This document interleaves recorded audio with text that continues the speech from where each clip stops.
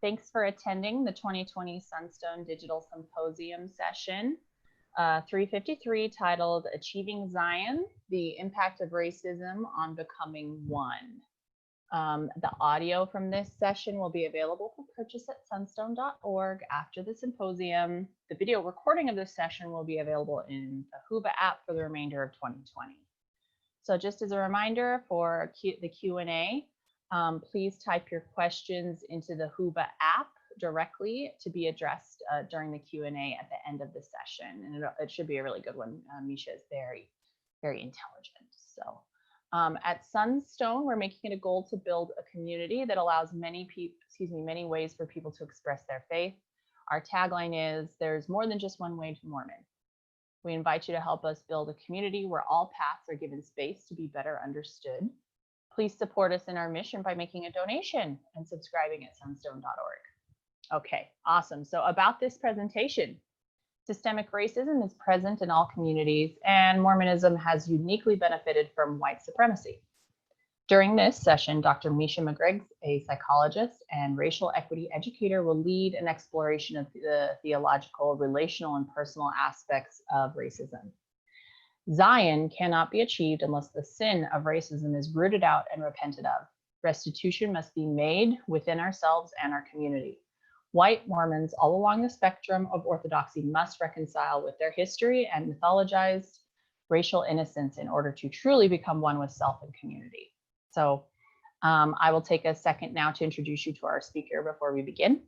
Dr. Mica McGriggs earned a PhD in counseling psychology at, like we said, Brigham Young University, went on to complete a postdoctoral fellowship at Columbia University.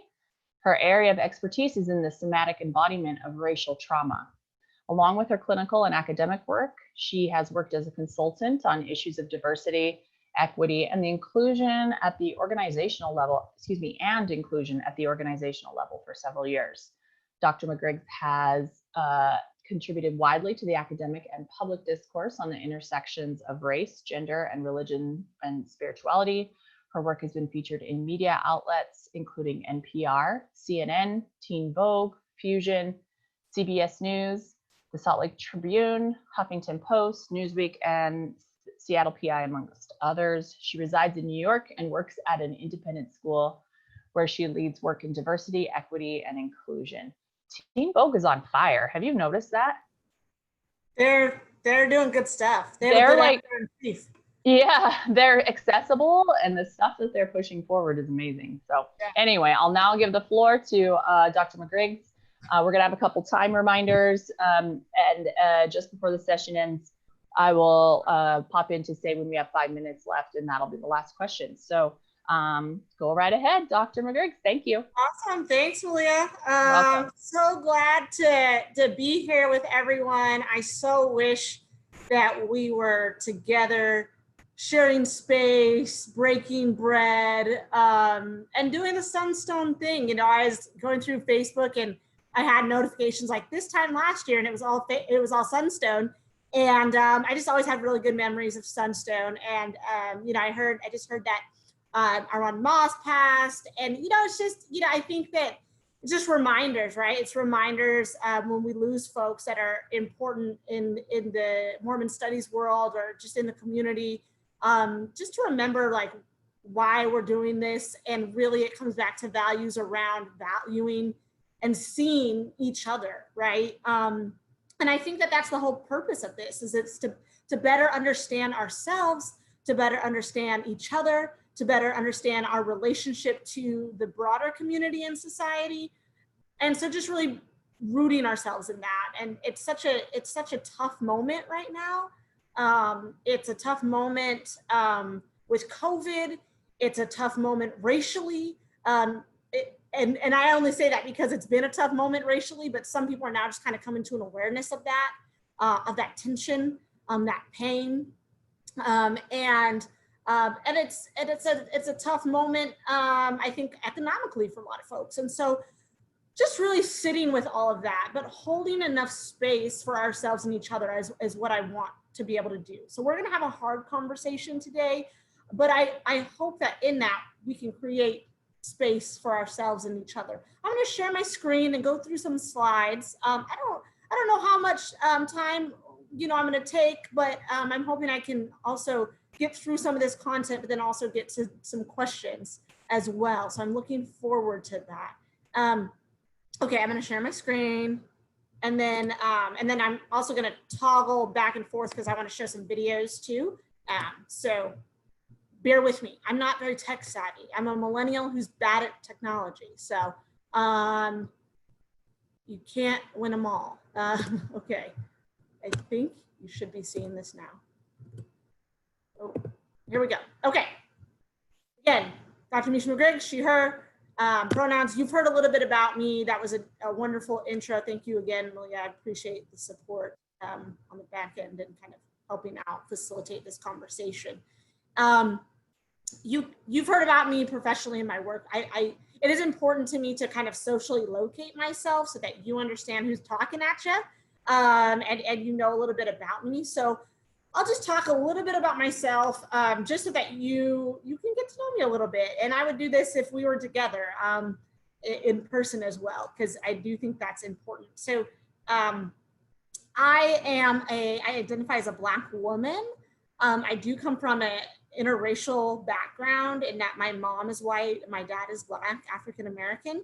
And my mom's family goes way back, has pioneer ancestors. She has British descent, Scottish and English. And so that was always something that was a part of our family history and our culture was, particularly Scottish culture and knowing our clan and all of that fun stuff. And so that was always really prominent. And then that pioneer history. When I was, I think I was like 6 or 7, and my grandma, she was the Relief Society president, and she had me come in and sing. I couldn't sing. I can't sing, but I was cute. So, come in and sing a pioneer song, right? You don't have to push a handcart to be a pioneer. And so that was the story, right? That was the story that I was told, right? Is like, we're ancestors, our ancestors are pioneers, right? They crossed the plains, and these stories were just told to us, right? And then, I went on to trek, and I'll talk a little bit about that. And so I was engaged in this very typical kind of Mormon upbringing, this Mormon corridor upbringing. But at the same time, my family was not Utah Mormons, right? They were Montana Mormons, and they like to make that very clear. We're Montana Mormons. And I was like, what's a Montana Mormon, right? What's a Montana Mormon? And I like to say, if I excuse my language, they are damn shit in hell Mormons, right? They're Mormons that are a little more relaxed, very faithful. But if you slip a swear word, or you drink the full caffeine Coke, or there might be someone in the family drinks coffee, right? That's okay. It was like Mormon, but a little rugged. And that was really the way that we were built in our family. And so that was my mom's side, right? Very faithful, but also not so dogmatic, right? And she married my dad. My dad was a convert. He converted to be with my mom. And my dad likes religion, right? So I think he did have some type of a testimony or faith in the gospel, but he likes Jesus, and he likes religion, and he likes church. So it worked for him for a time. And so here I was with this Black Southern Baptist, kind of like Jesus loving dad, and this white kind of Mormon mom. And I was just trying to navigate the landscape. And I mostly grew up in the Southwest. So Southern California, Orange County, and Phoenix. And we spent a few years in Salt Lake.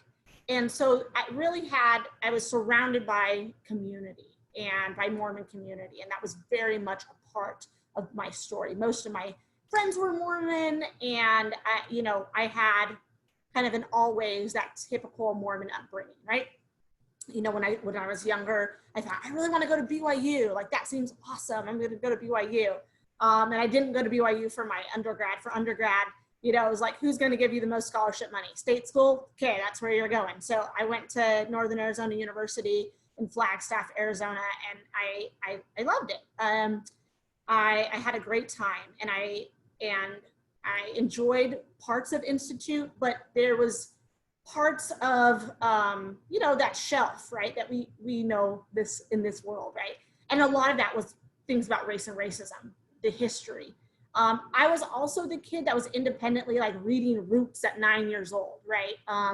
Reading Roots and, you know, whatever, being like this little mini activist. And so it was interesting because I had this church experience that really demanded a level of respectability from me, that I was quite eager to meet.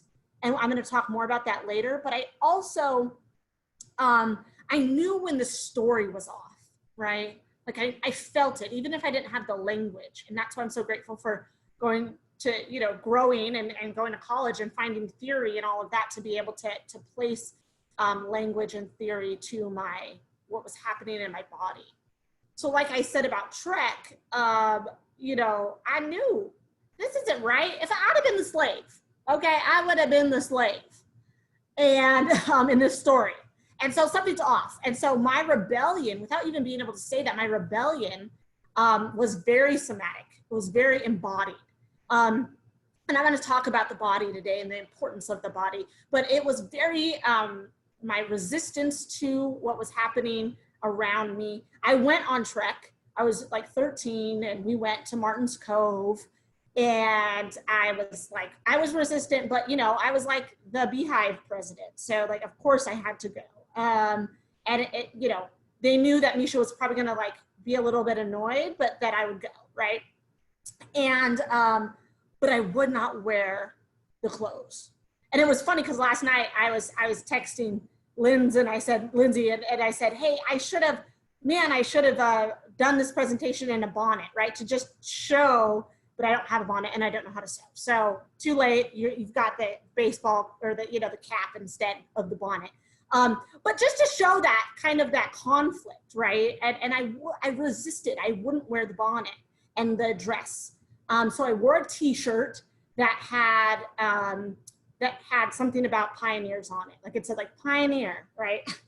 And so I wore a pioneer t-shirt and I think like a jean skirt, like a longer, like a knee length jean skirt. And I was like, hey, this is how I'll show up. Just knowing that something was off in my body and in my spirit, like the ancestors were whispering, like, this isn't for you, baby. This is not for you. Do not be walking around the desert with these folks telling you something that's not true about where you would have been in the story, right?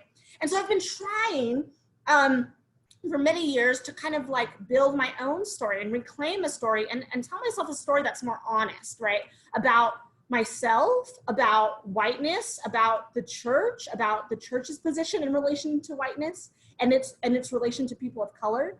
And so that's part of the work. And like I said, the title of this talk is about achieving Zion, right? And what I mean by that, and this is Zion, beautiful, beautiful Zion. I was listening to Lauryn Hill right before this about her song about Zion. Beautiful, beautiful Zion, she talks about. And she's talking about her child that she named Zion. But right, what is Zion? But the best version of something. Obviously the church would say like it's the best version of the church. It is the best version of the saints. It is when God is dwelling with the people. That's Zion. And then when God dwells within you, that is Zion. You are achieving Zion.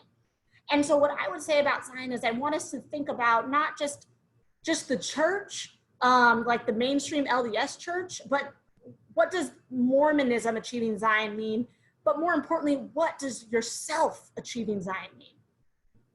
You cannot achieve the highest potential, your highest level of righteousness, your highest level of self, if you do not explore and excavate your racial identity. And for the white folks, your whiteness and what that means, right?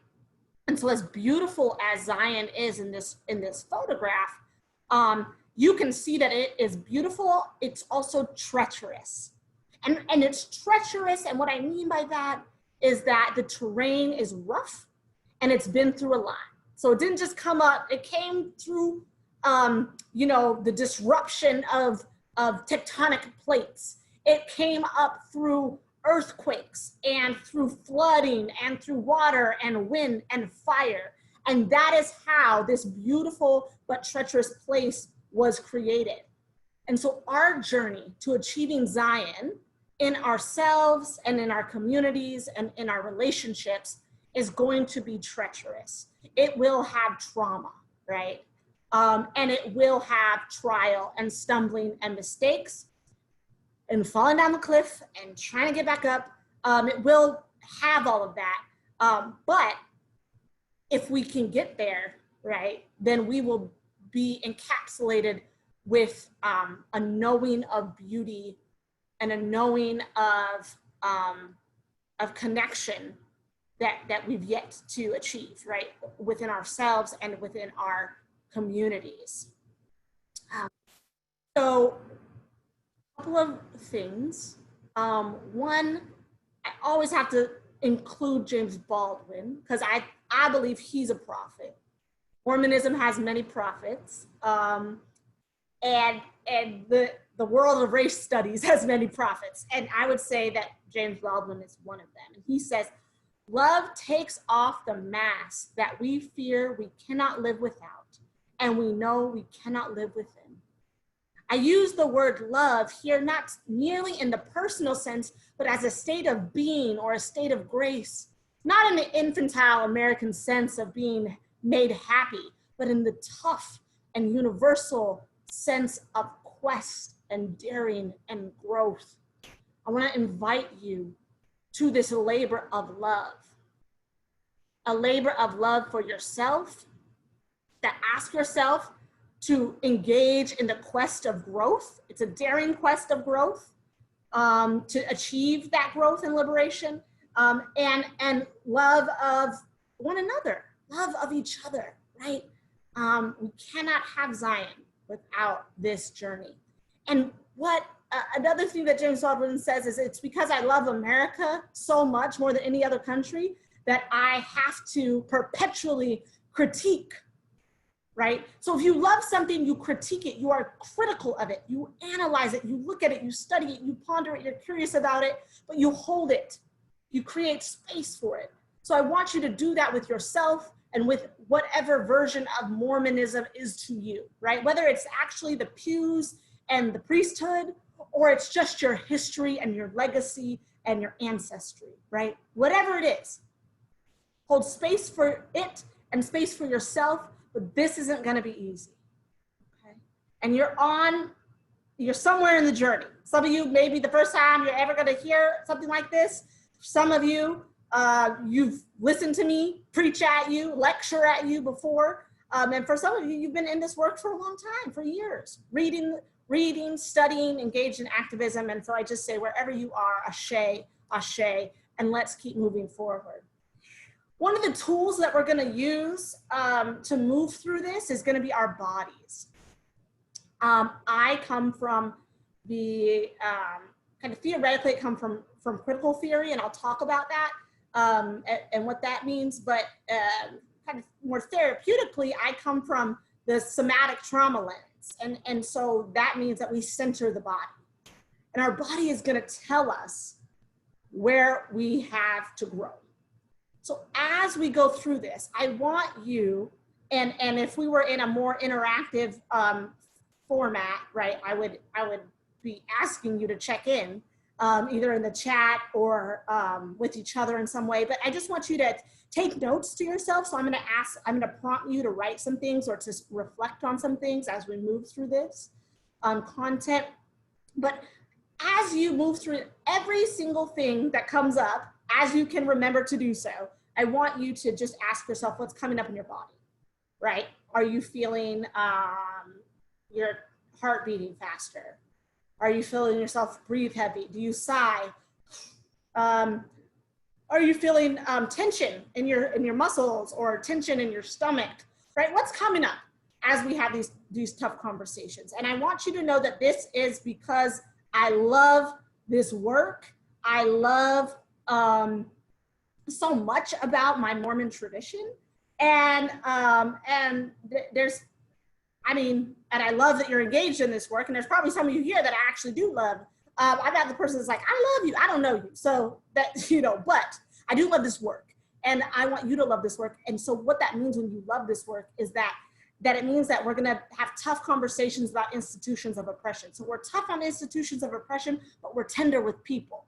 And so I want you to know that nothing I'm saying is to attack you, but you may feel that way. And that's because of whiteness. We'll talk about that too. So critical theory helps us with the likes of Horkheimer and Fanon, et cetera. It helps us to orient ourselves to the world around us. It's explanatory theory in nature. And so it tells us what is happening.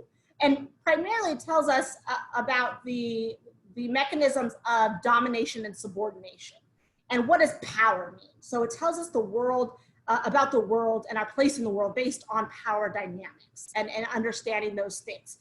And then it says, okay, this is the way that it is. And then it is also, so it's descriptive, but it's also prescriptive in saying, I'm gonna give you tools for here's how you intervene, because we don't want the world to be about power. And so it does take a position. It says, this is the way that things are, and it's wrong. Systems of oppression are wrong. Power hoarding is wrong. And here's how you intervene. So that's, I want this to be also a reflexive process. So all along the way, you're thinking about yourself in relation to yourself and to others and to your community and to Mormonism, but you're also saying, okay, what would I shift? How would I shift? How would I move, right? So it's gonna require some really deep honesty, but your body's gonna tell you, your body don't lie, okay? Your body does not lie. And if you wanna know more about the way that the body works and how the body tells our story, I would encourage you to read the book, The Body Keeps the Score by Vanderkolk. Okay, so we're gonna move in, right? To the first prompt. First prompt, and I want you to think about this, right? What were you taught about the history of Black folks and the priesthood, right? Or the priesthood and temple ban? What were you taught, either explicitly or implicitly, right? So maybe not directly, maybe you never asked, maybe it was never a Sunday school lesson, but some of you, depending on your age, some of you, depending on where you went on missions, you've certainly maybe have had conversations about this, right? Or maybe just in social settings, right? Someone asks you like, your racist church? Okay, so I just want you to think about that. I want you to think about that. Maybe just jot it down if you have a note. If you have a notepad or if you're keeping notes on the computer. Just, what were you taught? What were you taught? I was taught that the time wasn't right, and then the Lord changed his mind, and it was. We don't know why, you'll figure it out in the next life. Line upon line, precept on precept, we don't know anything, or we can't know everything until we become gods ourselves, and so when we get there, we're with God, yay us, and we'll be told what's up. Not very satisfactory. But here's the catch. You had to be super righteous to get there to be with God in order to ask. So that's how they hooked me, right? Be really righteous and then you'll get a no. But if you mess it up and you're sinful and you don't go to the celestial kingdom, you'll never know why this happened. And this was my thing, right? I really was, I was disturbed. I didn't understand it. And I tried to reconcile it, make sense of it, but I just kind of fell on, well, I guess that's the way that it was, and we don't really know. And, you know, I was looking through the scriptures like, well, you know, only Aaron had the priesthood. Maybe that's something to do with it, right? I'm digging, right? I'm really grappling and reconciling and wrestling in a way, right, that white people necessarily don't have to do. But Black people have to wrestle with this if it comes into our awareness, particularly African Americans. Other people have different experiences, but African Americans really have to wrestle with this when they join the church. Now, I was born into the church, so it was just like, here you go, right? But I still had to go through that because I needed to, if you're born wrong, right? We don't even believe necessarily being born into sin in the way Catholics do or other folks do, but we do believe that for Black people. You're just born wrong. You're born not worthy, you're born unrighteous, you're born immature, spiritually immature, underdeveloped. So, that's a heavy burden. And so you're constantly trying, not to just be able to like enjoy the gospel, right? Or enjoy your youth activity, enjoy the blessings of the gospel, you're also having to really reconcile with and grapple with these things. So I want you to think about these things. When was the first time, or what were you taught, right? And when do you remember being taught? Okay. Or when did it come up, right? Maybe you never was on your radar, but again, you were on your mission and someone asked you, okay? Or you're in a college class and what it came up, right? Okay.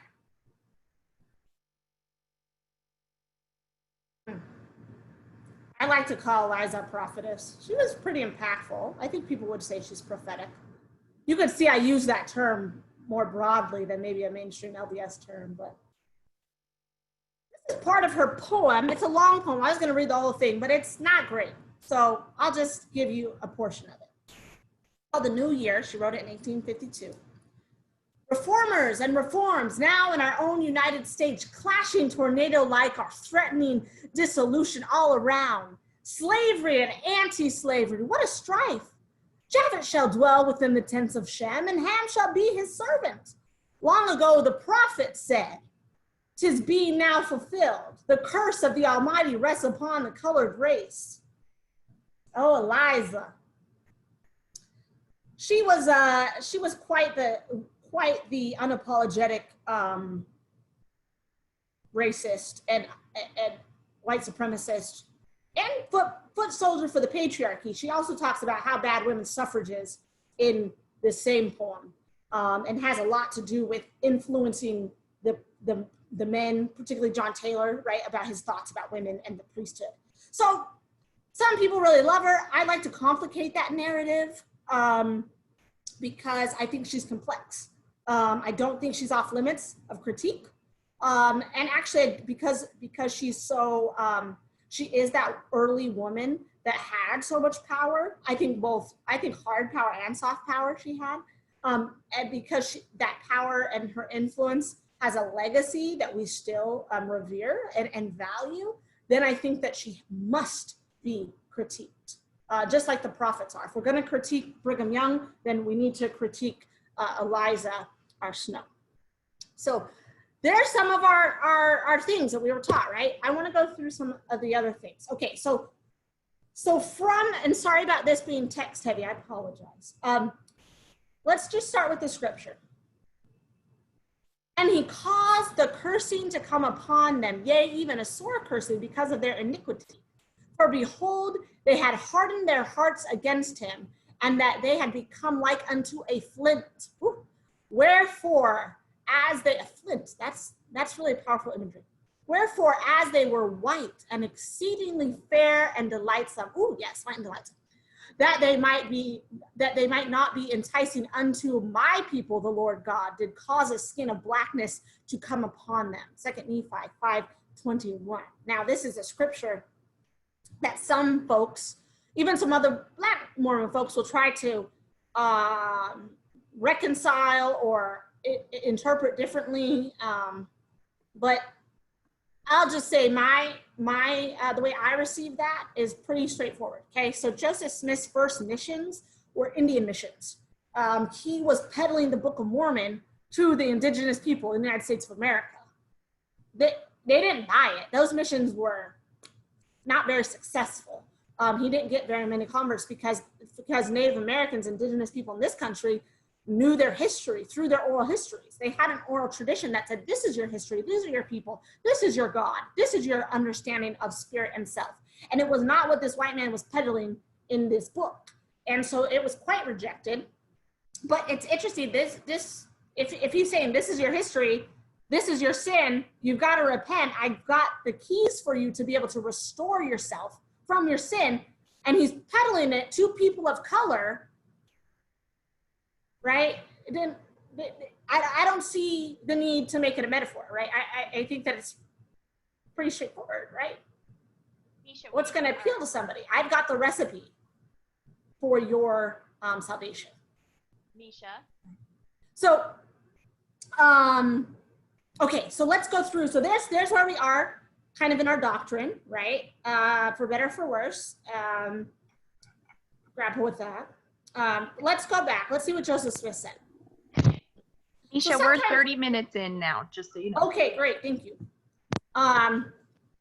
So what did Joseph say? So Joseph said many things. So Joseph is often touted as like the anti-racist prophet, right? It all went wrong after Brigham. Well, let's back up to Joseph. Are Mormons abolitionists? No, unless delivering the people from priestcraft and the priests from the power of Satan should be considered abolition. But we do not believe in setting the Negro free. Okay, so there you go. That's Joseph's position. And he has said it many times, right? So even though he ran for president on a free ticket, he basically also said, like, yeah, like, if there's free Negroes, that's fine. Cool, they can come. And we know he had a close relationship with Black members of the church. We know his relationship with Jane Manning James. But that didn't mean that he thought that he should be telling Southerners what to do with their slaves. And he said that. I would never tell, Northerners should not be telling Southerners what to do with their slaves, because that would be getting in someone else's business, right? You don't go to someone's business and say, here's what you need to do with your business. He's not going to do that. He's not going to get in other grown men's business. This is how the Southern economy is worked, right? He's not going to do that, right? So he sees, so there we go. And then let's go to Brigham Young, who has said many, many things, but this is a good one. You must not think from what I say that I am opposed to slavery. No, the Negro is damned and is to serve his master till God chooses to remove the curse of him. Okay, so that's pretty clear, right?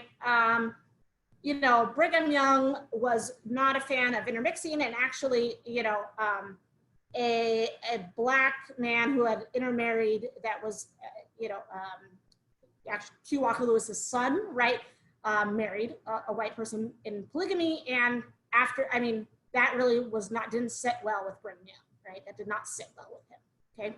And some scholars would say that that's kind of the impetus for the ban. There's debate, but certainly that happened, and he was not a fan. Okay, let's see what Ezra Taft Benson said about the civil rights movement. There's no doubt that the so-called civil rights movement as it exists today is used as a communist program for revolution in America.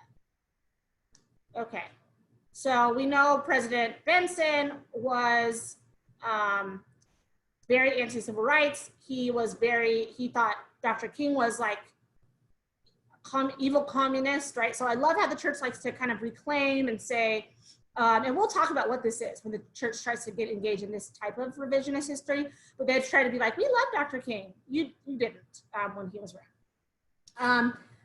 Let's see what N. Eldon Tanner said also the same year. The church has no intention of changing its doctrine on the Negro. Throughout the history of the original Christian church, the Negro never held the priesthood. There's really nothing we can do to change this. It's a law of God, okay? Again, so we're gonna blame God, and we've got a history of blaming God. We've got it built into the scriptures to be able to justify it. And so then we can go, it's not us, it's God.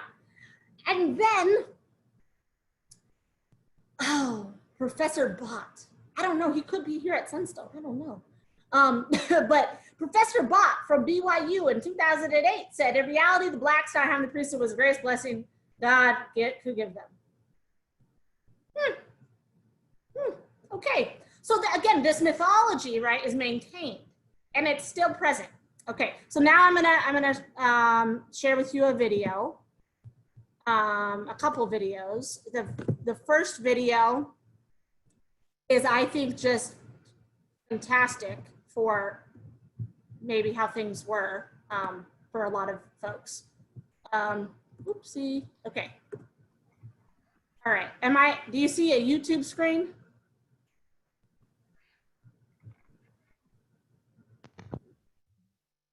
Hi, Misha. Yeah, we see your screen, so you need to share your screen on the bottom of Zoom. Okay, so share it again. Okay, yep. Gotcha. Okay. And then just key on over to YouTube. Okay. Oh wait, where'd it go then? Oh, maybe. Okay, so share screen again. We'll do that.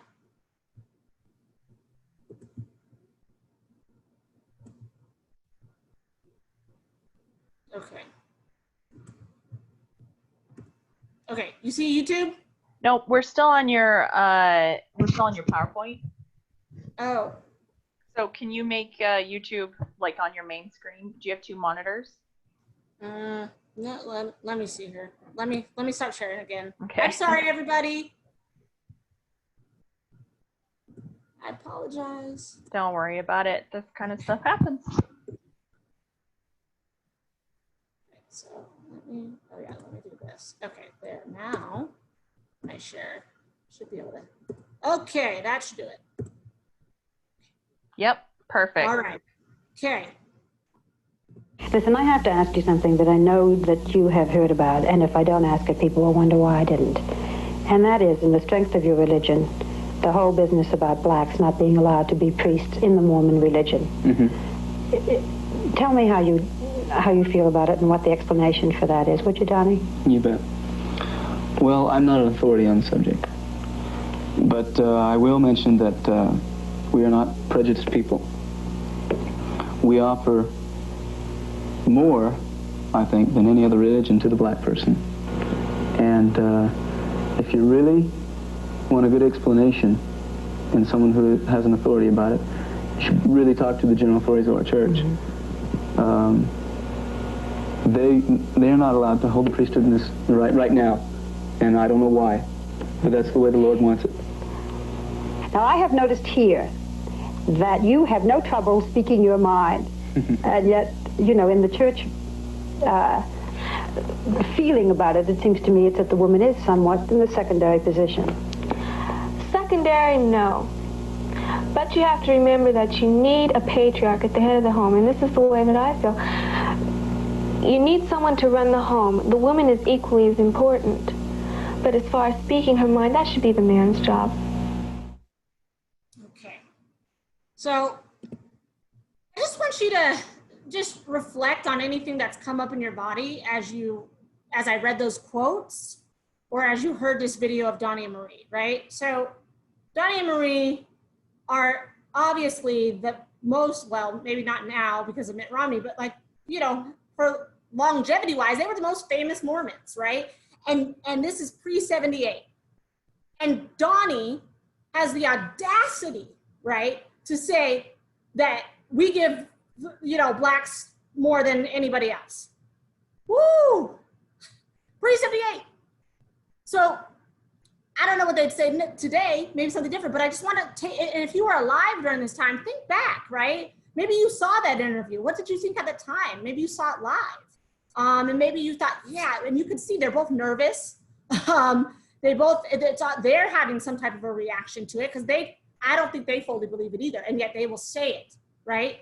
And so, because, I mean, they're not saying it with much conviction, right? I mean, they're just kind of like, well, you know, but it's still really damaging, right? Still very damaging. Okay, so as you think about what comes up in your body as we went through those quotes, and as you heard Donnie and Marie, right? Kind of these icons, representations, that meeting of Mormons and mainstream world, and the tension of that relationship historically. I just want you to sit with that in your body, right? Now, I'm going to shift our perspective a little bit, and I want to do that through James Baldwin. So I think you can still see my screen, and I just toggled over to James Baldwin. So I'm going to start this video. I want you to listen carefully, and I want you to just think of what comes up in your body, reflect on it, and because he's gonna say something that's pretty intense. So I'll just let you know that now. All the way up. But the white culture has operated, and has operated deliberately, to demoralize all black people. And the demoralization has in many cases been fatal, and in all cases has been sinister. The effort, therefore, that I must make to arrive at my identity is mainly in opposition to the white force of the world. Under such a tension, it becomes very difficult. And then, under such a tension, I must repeat, it becomes absolutely necessary to deal with people as people. only as people. Because you cannot spend your life, this is my point, trying to be revenged for historical crimes. If you do that, you will destroy yourself and you will perpetuate the crime. The thing to aim at, this is why it is a terrible necessity to accept white people, but it's a terrible necessity on the part of white people, even harder necessity to accept Negroes, because in order for white people to accept a Negro, they've got to accept their history and something much deeper and worse than that. They got to accept, if I may now be brutal and rude, but I mean this and you must think about it. If you remember that everything that you will do all your life and everything that you will say reveals you, what I call you doesn't say anything about you, or very rarely, but what I call you says everything about me. Now there is a very good reason, which has nothing to do with Negroes, why white people call them nigger. It's a white invention. And in order for white people to be released from this invention, they will have to discover where this nigger really lives. And he lives inside white people. And they have to accept him, that stranger within, before they can accept anybody without. That is what I was trying to say. Let me just take a breath on that. Okay. No. Right slide. Okay.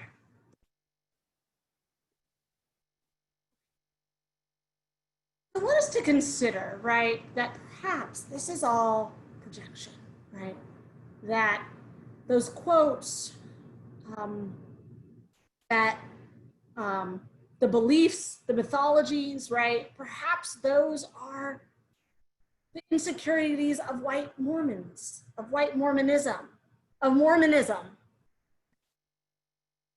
Shortcomings, the shortcomings of the gospel, projected onto the Black body as our shortcomings, our infantileness, right? Our unrighteousness. Right? Shift and say, perhaps these are projections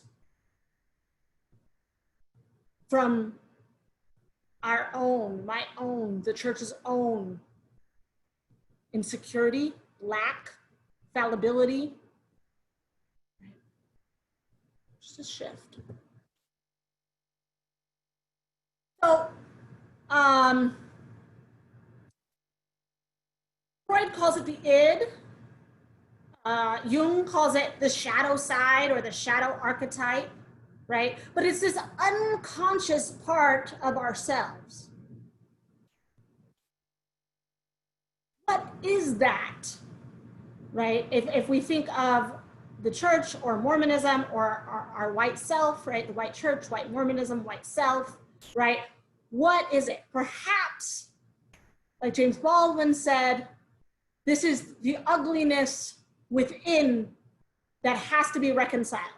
And as opposed to continuing to project it out onto the Black body, bring it into consciousness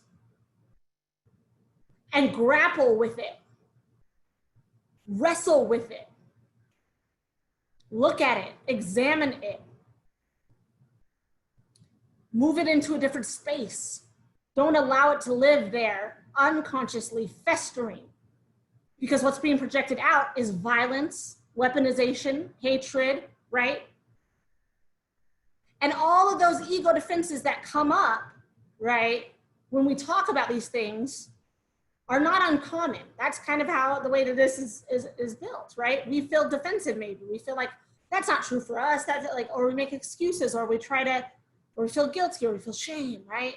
All those things, those are part of it, but I would ask us to push through that and allow us to sit with this ugliness a little while longer, right?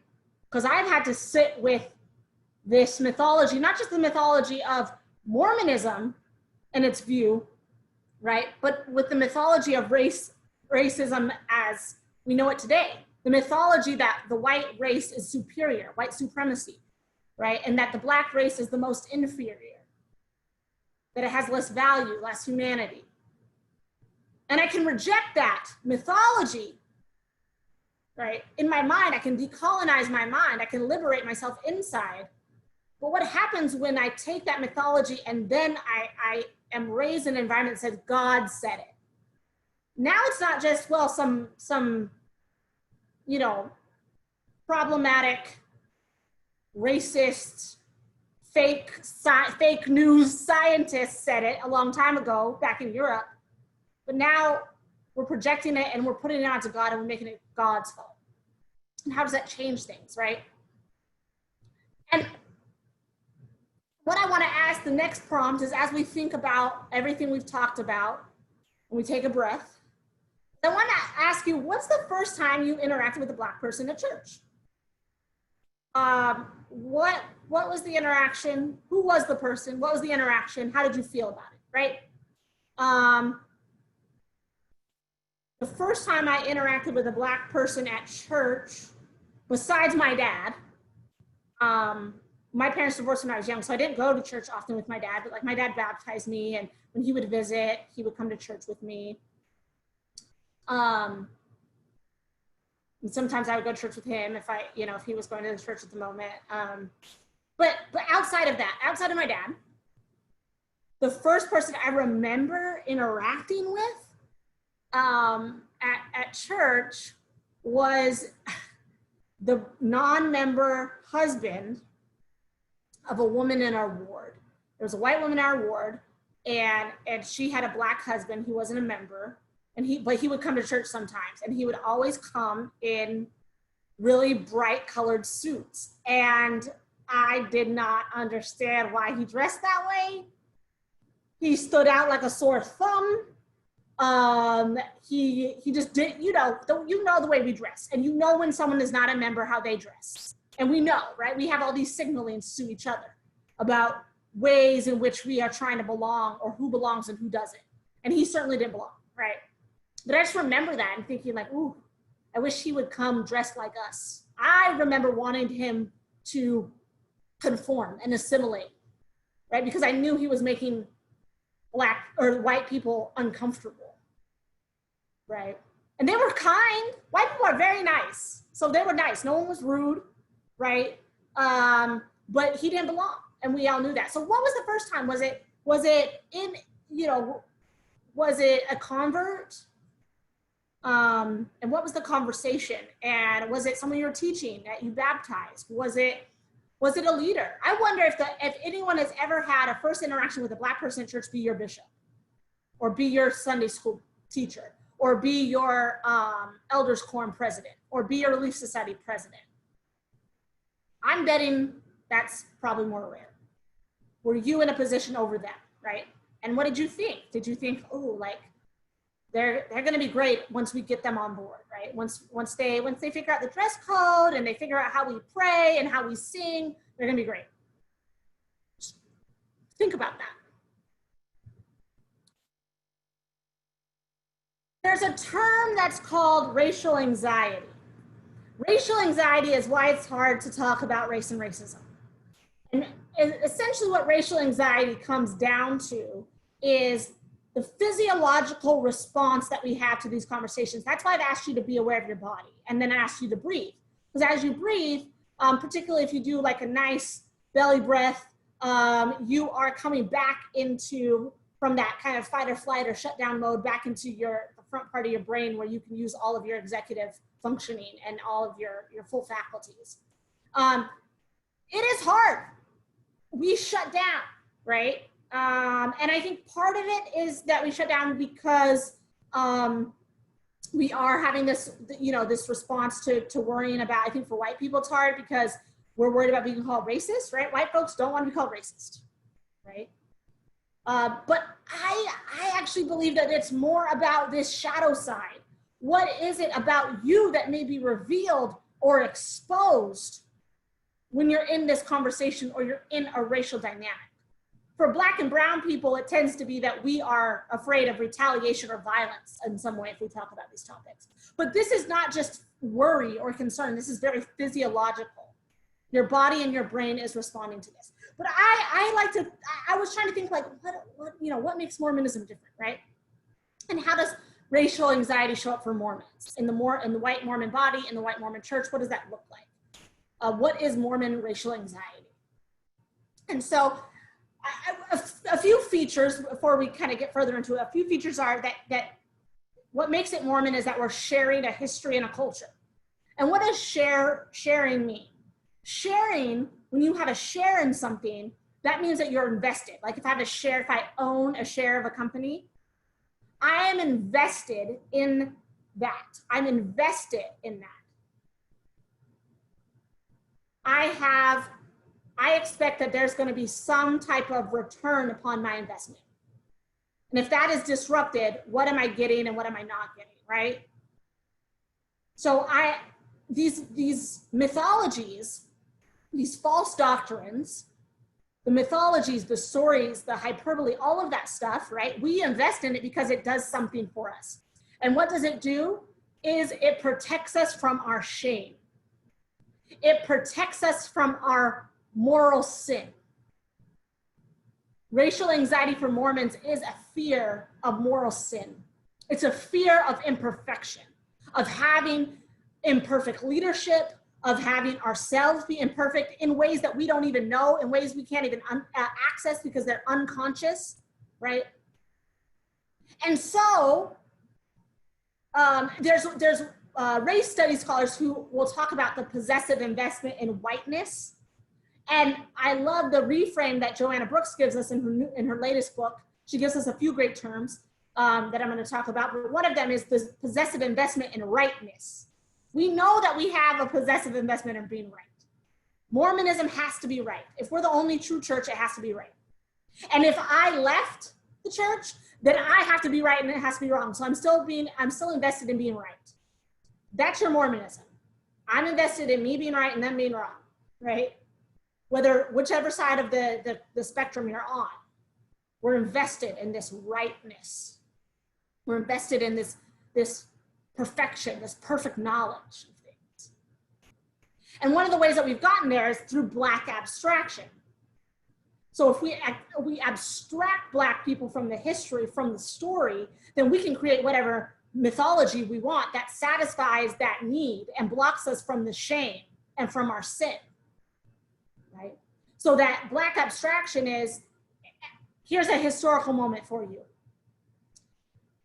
When Elijah Abel was, who was a Black Mormon, early Black Mormon during the pioneer times, he was baptized, he was ordained to the priesthood, he was made a 70.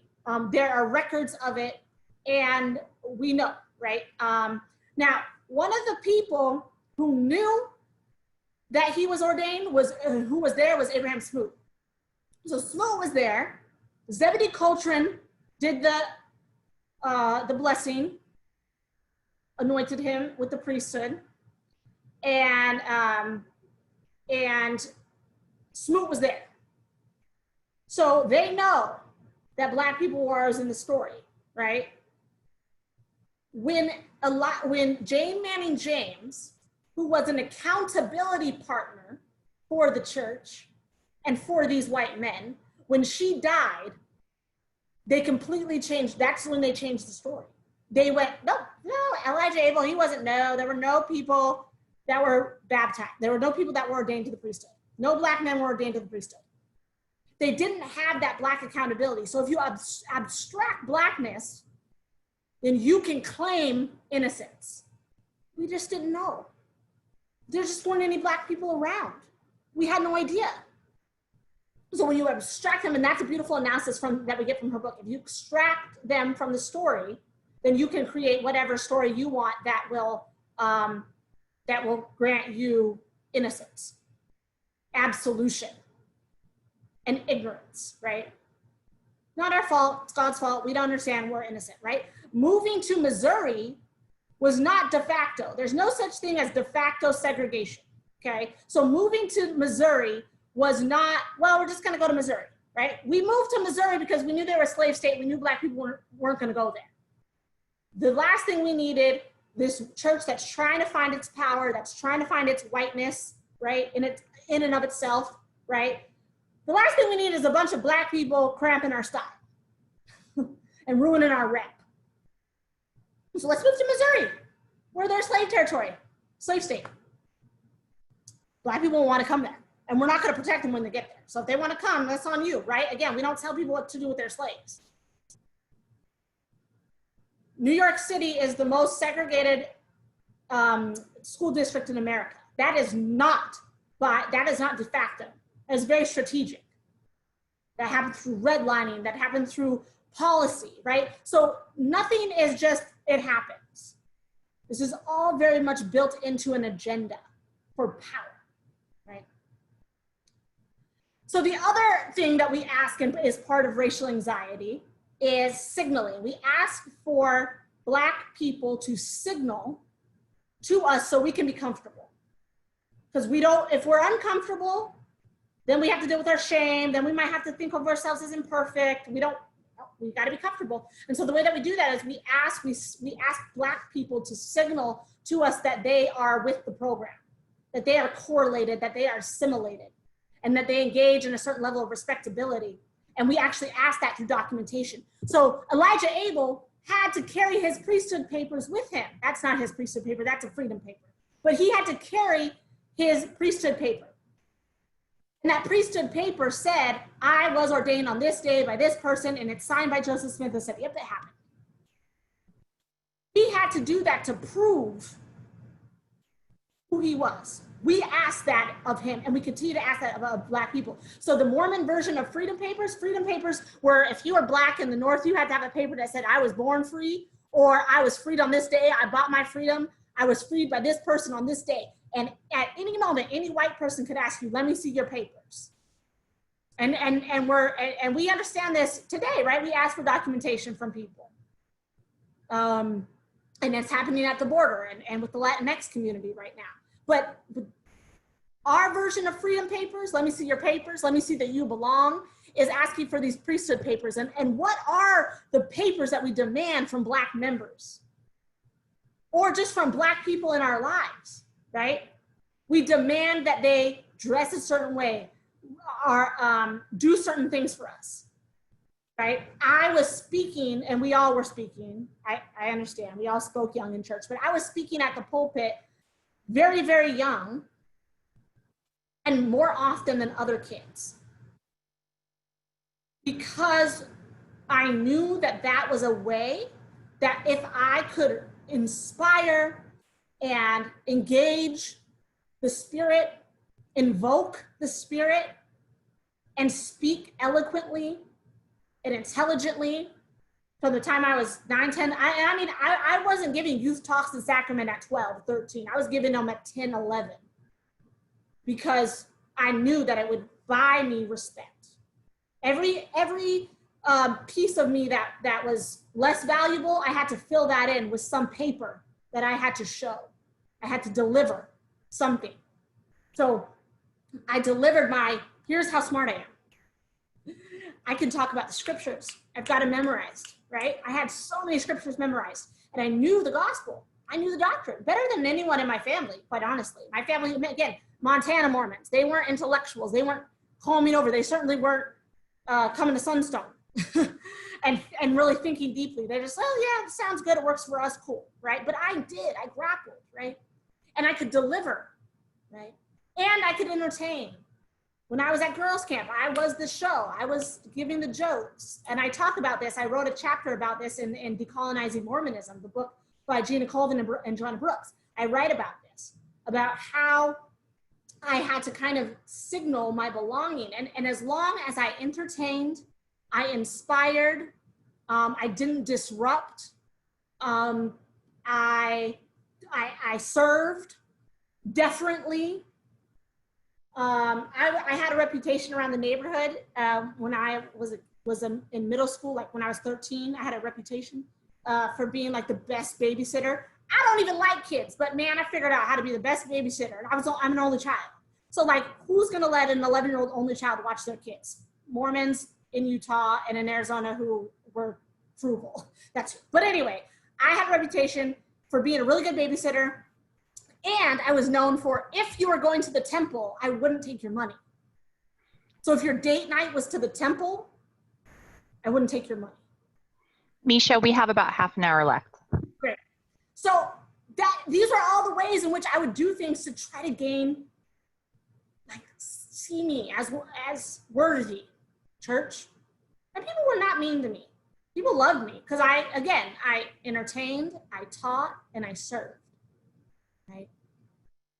Even though it was awful inside, I did that to try to gain a place in Zion.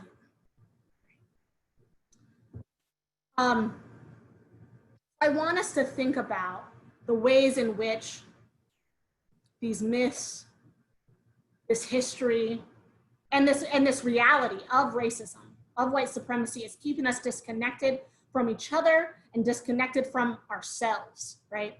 Keeping us in conflict. Let me tell you something. Everybody died in the Book of Mormon. Everybody died because they could not figure out how to get along, right? And I would say race was a factor. They couldn't figure out how to coexist in these different racialized bodies. Couldn't figure it out. They all died. Everybody died. Everybody was wiped off the earth. So think about that, right? What are the pieces of ourselves that we're killing off or that we're in conflict with constantly? And who are we trying to kill off, right? What pieces of our history so that we can claim innocence, so that we don't have to experience that shame and that fear of our own imperfection. Face that ugliness inside of each of us. I said in the title or in the abstract of the paper that we needed to have repentance and reparations and reconciliation, right? This is a process we have to engage. Not just so that we can go to church, right? But for our own actualization, right? Whether we're in the church or not, right? The church has to do its own work. And so I call on the church as an institution to look at these things, but as each of us individually also, right? So we've got to unpack this discomfort. The discomfort is the edge of our growing. Lean into it, learn into your discomfort. That wherever you're uncomfortable, be curious. That's the time to pick up a book. That's the time to really dig in deeper. Face that shadow side. What is the parts of me that I don't like, that I'm projecting onto others, onto the Black body, right? Or parts of my own church or my own church history, right? That are ugly. Confess. So once you face that, you have to confess with your mouth. You have to say the thing, right? And I think that's why, in some ways, Joanna's book is rivaling some people up, is because she's saying it. She's putting the words on paper, right? Very directly. But we have to confess this with our mouths. And we have to commit to improving. So once we know it, then we say it, then we commit to improving. We say we're going to do better. We're going to learn what it means to engage in anti-racist work. We're going to learn what it means to be racially equitable. We're going to learn what do our brothers and sisters need from us and what do we need from ourselves, right? We're going to commit to that improving. We're going to seek accountability. Build yourself in an accountability partner. Don't allow the accountability partner to be Jane. It's not her job. And if Jane isn't looking, or I'm not looking, or your Black friend isn't looking, what are you doing? And how are you holding yourself accountable with other white, trusted, educated accountability partners? How do we build that into the structures of the church? And how do we build that into the structures of our own lives and families, right? So think about that. And if you need resources on that, I'm happy to give those. Healthy communities, this is the last thing I want to say. Repentant, healthy communities are not perfect. Just like a healthy relationship, most of you are probably married. You know that a healthy marriage is not one that is devoid of all conflict. You have conflict, you have argumentation, you have battles. That doesn't mean your relationship is not healthy. What it means is that your relationship is being real, right? That you have conflict. So healthy relationships do have conflict. Healthy communities have conflict, but they stay engaged. They commit to being there. They commit to the dialogue. Now, if it's abusive, that's something else. If it's abusive, leave, right? And that's why I would say, if Mormonism is abusive to you, you have every right to leave, right? But what I would say is healthy communities, and how we move toward that, having a healthy community, is to have one that stays in dialogue. And in therapy, we call it having a holding space, or creating a holding space. I don't have all the answers as your therapist, but I can hold whatever you bring. And we're gonna sit here together for as long as it takes. I'm committed to being in this space with you. And that is a repentant, reparative, healthy community. We create holding spaces for each other. We create holding spaces for the ways in which we have weaponized and been traumatic to and been violent toward people of color, particularly African Americans in our church, right? And we sit together with that. And I'll say this is the last thing I'll say. For people who, here's my truth bomb. For people who have left the church, for ex-Mormons, you do not get to claim, I left the church because it's so racist and that's why I can't be there because it's so racist, if you are not going to do the work to explore and excavate and look at and face your own shadow side. If you're not going to look at the ways in which you have engaged in white supremacy and the ways you're positioned in white supremacy at your own white privilege, you do not get to say, I left the church because it's too racist, okay? Because you never experienced that racism. So you don't get to shield yourself and use my Black body, right, as a critique of the church if you're not going to do your own work. Okay? So whether you're in the pews, you're out of the pews, you're down in Short Creek right now, you're wherever you are and wherever you are in your journey, I just want to invite you to really commit to being there, to making repentance so that you can actualize your community and actualize your greatest potential within yourself. Thank you so much. I'm going to stop sharing so that I can look at the questions and comments. But I thank you, and I hope that even if just one small thing crystallized today, I call that a win. So appreciate you being here and listening.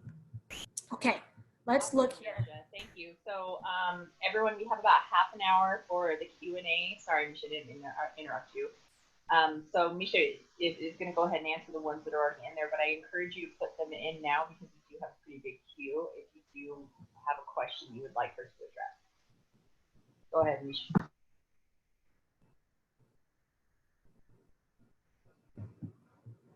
Also, Malia, did I ever get back to sharing the rest of the PowerPoint? Nope. No, what? we were looking at YouTube for a while, but that's all right. Oh my, okay, let me pull that up. Okay. I'm sorry, you guys. And I just saw your message. Okay. That's all right. We're all enjoying it. That was a really great presentation. Thank you. That's just me freaking talking and you're not even seeing what's going on. Okay. So now you see my PowerPoint? Yes, we do. Okay. Let me just run through these slides so you can see what I was saying. Okay, I'm sorry. Okay, there we go. Little shadow side. Question about that. Mormon racial anxiety, if you want to look at any of those notes there. That for a second.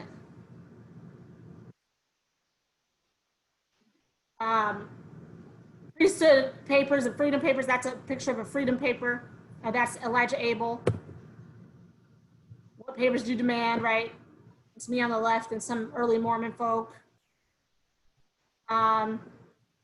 Nephites and Lamanites being disconnected and warring with each other, and then they all died, right? And then the steps toward reparation, reconciliation. Okay. Sorry about that. Oh my gosh. Okay, let me look at the questions now.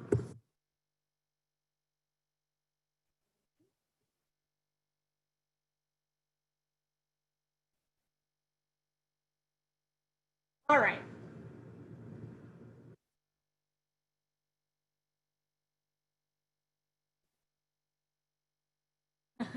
Someone just said that there's a comment that they've had a historical crush on Eliza, but the more that they learn, it gets super complicated, and I don't think I'll bring her home to my parents. That's really funny. Yeah, no, I hear you. I hear you. But I actually like complicated people. I think that that gives us humanity. So I hear that, and I'd say like, we get humanity out of that.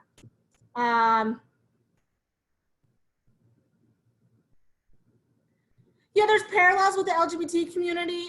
Someone said those passages against the priest ordination are exactly today's LGBTQ+, but I would say that we haven't actually resolved white supremacy and racism in the church. And so I would allow those to be their own, and certainly they intersect whenever you're talking about like Black or brown queer people, but I would allow those to be their own issues within the church. And I know there's parallels, but until we can really get it together with white supremacy, we don't want to kind of derail the conversation to kind of queer issues, because I don't say derail, we don't want to switch, because then we'll be over there, and then kind of racism continues to kind of fester and grow. But I hear that, and the parallels are important, and the intersections are really important. I gave a course earlier in the month, and I'm not sure, someone asked how many people they thought were LDS that attended my course. It was a broad course about racism. I'm not sure. There were a lot of people on my social media that attended, I think, and a lot of those are connected to the church, but I'm not sure of the numbers. Getting some love, that's great. Yeah, Book of Moses and someone said Book of Moses and Book of Abraham are far more explicitly white supremacist than Book of Mormon. Sure, and I think that is, I think that that's accurate. And I would say that now, and the reason why I use quotes from the Book of Mormon, right, is because one is now we question Book of Moses and Abraham a little bit more. They get more scrutiny. We don't scrutinize the Book of Mormon in the same way, but certainly, and the other thing there is, right, it's like those are the writings of Joseph, right, writings of Joseph. So I think that, not, but you know, I think that that's reflective of his own, right, thoughts in some ways. Is Zion a realistic end state? Someone asked. Yeah, in that, right, it's not perfect. It's treacherous. It's tumultuous, but it stays in conversation, in dialogue, and it keeps repenting, doing better, recommitting. It stays in that space.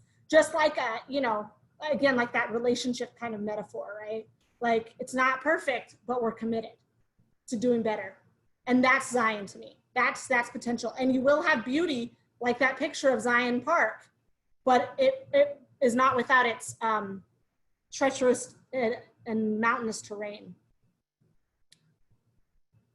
Can you give us a 101 book list to help us begin to understand these issues? I sure can. So I would highly recommend, for more of the Mormonism story, I would recommend Joanna Brooks' book, White Supremacy and Mormonism. I would also suggest Paul Reeves' book, Religion of a Different Color, to understand kind of some of the racialized history of the Mormon church. I would also say on the Mormon side of things, if you're looking to kind of come at the Book of Mormon, or at least the first part of the Book of Mormon, from a liberation theology standpoint, Black liberation theology, then I would get Fatima Saleh's new book, Spit and Mud, where she really expands and reimagines the Book of Mormon from a kind of a trauma perspective. It's fantastic. On the secular side, I would say the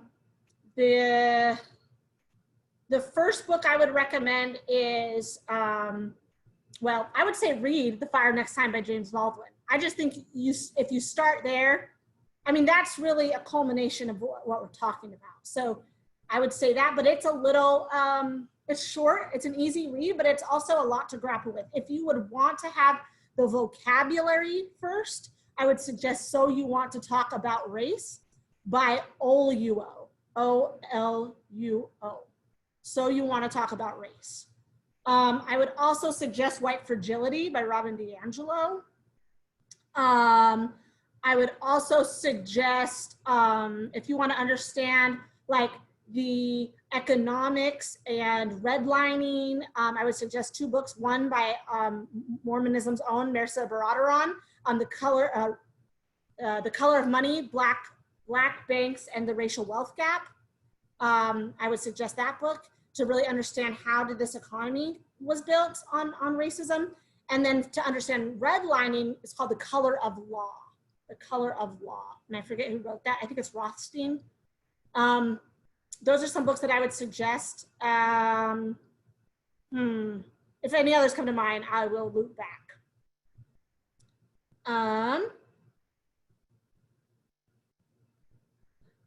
Someone said, your words on signaling have helped me realize I try to get Black, Indigenous, people of color to signal to me they approve of me and see my wokeness. And that I'm not like other white people. Do you see this commonly? Yes, in the progressive community all the time.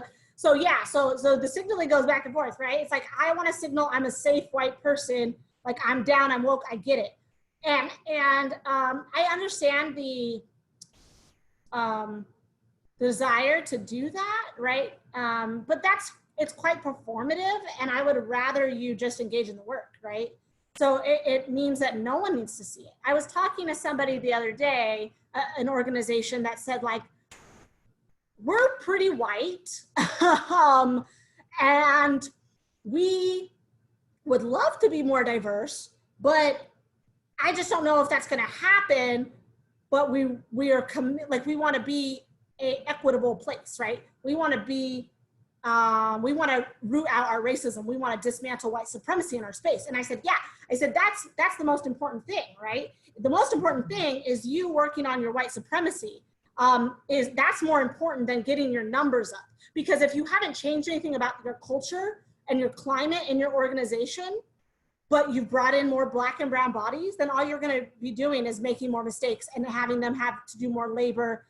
They're going to face more microaggressions, et cetera, et cetera. So what I would say is, if you become, right, or you work toward becoming I don't like to say safe places, but like a safer or a more deconstructed white person, that the natural consequence of that is that Black and brown people and Indigenous folk will want to be in relationship with you, as opposed to you seeking out those things or seeking to prove or chasing after them, chasing us. I would just say, just do your work, and it will be seen. Dr. King used to talk about that he really valued the UU church. And the UU church is super white. Super white. They're still super white and super wealthy. They're not really a diverse space. But for whatever reason, they had done the work to where he felt welcome in their space. And to me, that's more important than if there's actually people in your space. It's that if we did come, that what we would receive when we were there was a welcoming, not just welcoming, but a critical space. A space that's working on this, a space that's critically analyzing itself and doing better, right? So a few more things here. Oh, thanks, someone recommended my course, thank you. What content creators, podcast journalists would be good to follow to understand the current events? Sure, so I would start with the 1619 podcast from the New York Times. I would follow Michael Harriot from The Root. Ta-Nehisi Coates. Oh, that's the other book I would really recommend, Ta-Nehisi Coates, Between the World and Me. Fantastic book, but he's also just always kind of doing really great stuff, from Case for Reparations to My President Used to Be Black to a lot of great, he'll do long stories in different outlets. Let's see, other content creators. There's a YouTube channel called Decoded. It's by MTV. And it's really great. They do short videos on topics of race and racism. Other podcasts. Oh, Code Switch is a great podcast. If I think of more, I'll come back to that as well. Hey, Nisha, could I ask a question? It's the moderator's privilege. Sure, please. So I haven't read it, but I know a lot of my white friends are reading White Fragility, and it seems to have made its way into more of a mainstream position rather than just kind of being for people who are trying to, like you said, very nicely, to do the work. I am seeing a lot of suburban folks reading that have previously not been involved, trying to understand, honestly, the Black Lives Movement. So can you speak a little bit about like that book and what it's about? Like for those of us that want to recommend it or read it, we know what we're getting. Sure. So Robin DiAngelo certainly, and you said white fragility, right? Yeah. Okay. Sorry, I'm putting the speaker up so I can hear you. So white fragility is certainly not the first exploration of whiteness by any means. There have been white scholars and Black scholars that have been talking about whiteness for a long time. But basically, she really does a good job using critical theory, critical race theory to unpack what the culture, the norms, and the kind of automatic movements of whiteness are. And so she really talks about what is the white body and how is it positioned. She talks about herself growing up as a poor child of a single mother, and how oftentimes race and class are conflated, and how she wants to unpack that and look at all the things that she had access to because she was white, even though she was poor. She really talks a lot about kind of unpacking white privilege. And what she's trying to do is she talks about shifting the lens. So she says, when you shift the lens of what you understand what it means to be racist, then you shift kind of the dialogue, right? But what she also says is, you know, if you shift the lens and you gain a new understanding, but you don't act on that, then you're colluding, right? And so the collusion, the denial, all of that in that Mormon version would be that innocence, claiming, I just didn't know, oh no. But once you know better, you have to do better. You're called on to do better. So she's really invoking people to shift their lens, to understand the way that whiteness operates and the way that you operate and benefit from your whiteness, and how you can use that as a weapon and probably have been complicit in white supremacy in one way or the other, and then how to start to shift and do something different. Two other books I would recommend that come to mind: White Rage by Carol Anderson. White Rage, yes. And then The New Jim Crow to Understand Incarceration.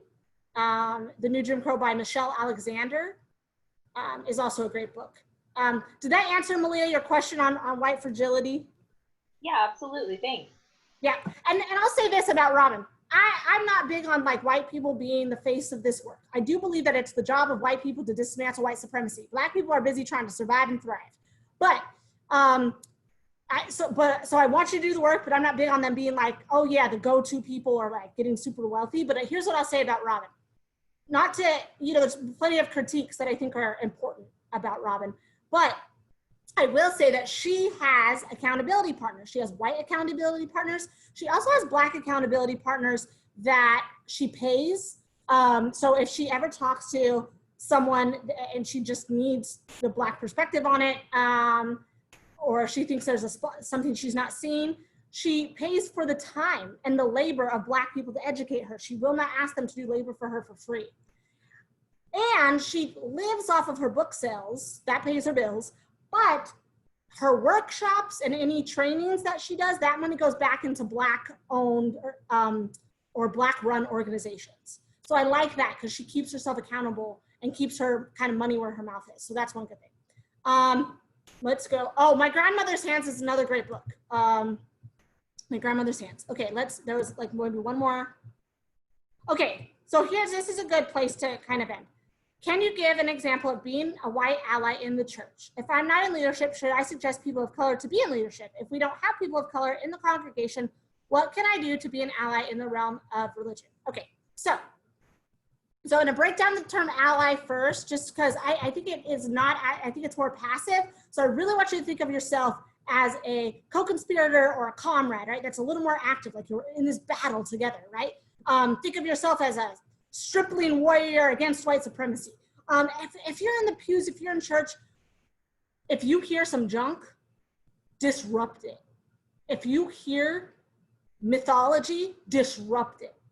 Say it out loud. That's not right, right? If you see microaggressions happening, disrupt it, right? I think you should push for a fifth Sunday lessons to be talks about, request for there to be talks about either looking at the paper that the church put out about the priesthood ban, right? Ask to grapple with that. Ask to have someone teach a lesson on that. Use your fifth Sunday to do anti-racist studies, right? Try to get the fifth Sunday or Sunday school to be about this history, right? Maybe you could even convince someone to present on Joanna's book or on Paul Reeves' book, right? Or on Fatima's book, right? So yes, ask them that, but also yes, question. Why is it, especially if you are in a predominantly Black or brown space, and you're going like, our membership is highly Black and brown. Why is all the bishopric and all the Relief Society presidency white? That is not cool, right? That is not okay. You know, I live in New York City, and I've been to a couple of wards in the Bronx, and there's a lot of white leadership, and those wards are predominantly Black and brown and immigrants. And I don't understand it. I don't understand bringing in a white dude from Utah to lead Black people from the Bronx that are Haitian immigrants and saying, because all that's doing is signaling, here's how you do Mormonism right. Here's how you conform, as opposed to, how do we expand? How do we expand? As opposed to asking you Black and brown people to shrink, how do we expand, right? But yeah, disrupt stuff. So learn as much as you can and continue to do that. I'll end there, I think, because we're at time. But I hope that I was able to give you satisfactory answers to your questions and comments. And again, I appreciate you being here.